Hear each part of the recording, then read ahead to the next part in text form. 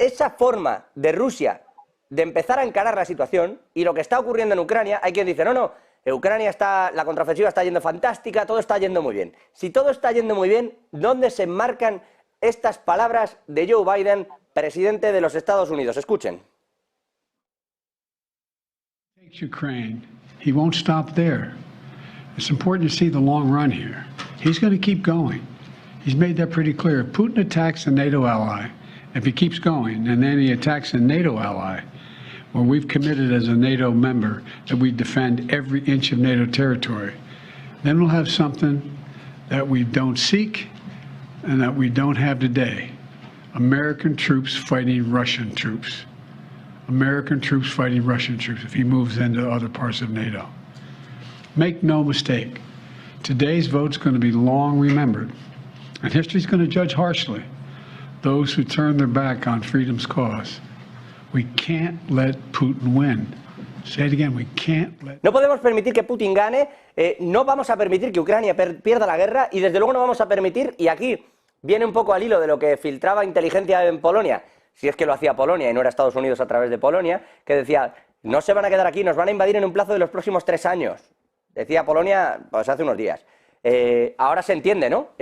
Adrián Celaya, Jesús López Almejo, ¿cómo interpretáis vosotros estos movimientos? Porque dice que van a enviar tropas, o sea, va más allá, ¿eh? Es la primera vez que dice, como pensemos que de verdad se va a perder la guerra en Ucrania, o como veamos que de verdad existe la intención de invadir un país de la OTAN, el mensaje debe ser claro y enviaremos tropas. Es la primera vez que se habla directamente, y miren que llevábamos tiempo con esto, de enviar soldados por parte de Estados Unidos en un día en el que además le han bloqueado los fondos y se queda sin mandar esos fondos justo a Ucrania desde el Congreso estadounidense. Adrián, Jesús. Sí, bueno, me parece que una cosa es lo ideal o lo deseable y otra cosa es lo realizable, lo posible. Y me parece que Joe Biden habla más de lo que le gustaría para el tema del consumo interno en un contexto electorero, en donde, como bien dices, ya el Partido Republicano le empieza a sabotear la ayuda para Ucrania y entonces empieza a hablar dentro del ámbito de lo que tiene facultades como poder ejecutivo. Pero no olvidemos que a pesar de la arrogancia con la que Joe Biden y los demócratas se han conducido a partir de la idea del excepcionalismo de los Estados Unidos, en este momento está teniendo mayores problemas con el manejo de su deuda, es decir, el interés o los intereses de su deuda ya superan 900,000 millones de dólares casi, el gasto anual, el gasto militar anual, de acuerdo a lo que dice el centro, o lo que publica el Centro de Estudios para la Paz de Estocolmo, el CIPRI. Estamos hablando de unos arriba de 800,000 millones de dólares, que históricamente ha sido en lo que más Estados Unidos gasta al momento de llegar al año fiscal. Y ahora, por primera vez, estamos viendo que el manejo de la deuda de unos 33 billones de dólares, y recordemos que en castellano los billones es 1,000,000 de millones. Estamos hablando pues del país más endeudado y que a pesar de que Joe Biden habla de que sí puede mantener 2 o 3 o las que sean guerras al mismo tiempo y dice pues finalmente estamos haciendo lo que el mundo esperaría de nosotros como la gran potencia del mundo, que es enfrentar y resolver los problemas en el mundo, pues la verdad cuando uno revisa que no siquiera pueden controlar la violencia dentro del mismo Estados Unidos, que ni siquiera pueden con el tema del fentanilo dentro de Estados Unidos, y cuando tienes una deuda tan alta y estás dedicado a la administración de esa deuda, al pago de esa deuda, y tienes casi cada final de año fiscal que ver a las fuerzas políticas luchando por el tema de elevar el techo de la deuda para poder no cerrar el gobierno, pues te das cuenta que por un lado van las palabras y por otro van las acciones, y me parece que en este momento este discurso que vimos responde más a una cuestión electorera para 2024 que a las posibilidades reales de lo que Estados Unidos está en capacidad de hacer.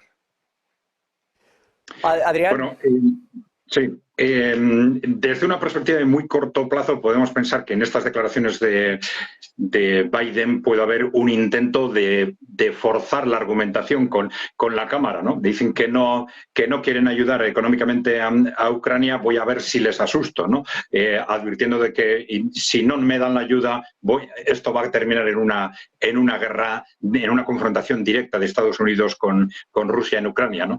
Pero de cualquier forma yo no me despegaría de una argumentación de fondo que nosotros ya hemos desarrollado ya desde hace muchos años, ¿no? Que es no olvidarnos de tener en cuenta de que el conflicto de Ucrania en realidad se estaba alargando desde mucho tiempo antes, quizás 20 años antes aproximadamente, ¿no? En el momento en que en Estados Unidos, los think tanks de Estados Unidos empiezan a identificar a China y a Rusia como los grandes riesgos geopolíticos para el siglo XXI y empiezan a identificar como su estrategia clave cara al siglo XXI la necesidad de anular, por lo menos políticamente, a China y a Rusia y desarrollan toda una serie de estrategias al respecto, pues tenemos que tener en cuenta que perder la guerra en Ucrania, como la han perdido, de hecho, hasta ahora, por lo menos en el contexto en el que se ha desarrollado, no les va a llevar a dar marcha atrás. Es decir, no les va a llevar a simplemente reconocer hemos perdido y nos olvidamos de esta estrategia de 20 años.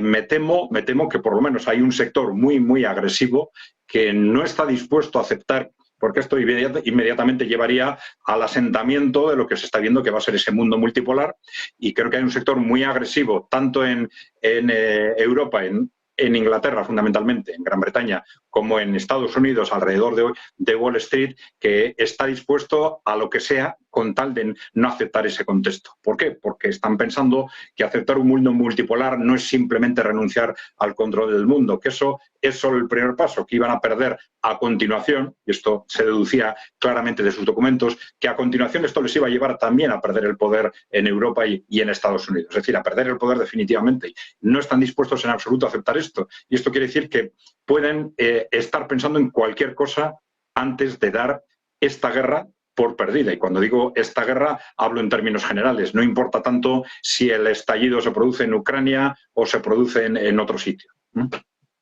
Es verdad que esos movimientos se están dando. Es verdad que lo que está pasando en Ucrania, claramente, si tienes que salir a decir, oye, como Rusia crea que gane la guerra, mando tropas, es que ganando no vas.